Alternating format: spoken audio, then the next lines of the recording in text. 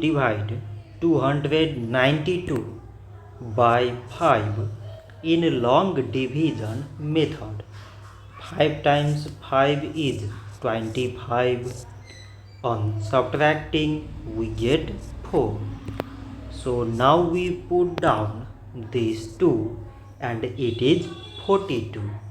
5 times 8 is 40. On subtracting we get 2. So now we have no any other number to put it down. So we take here decimal, so that we put 0.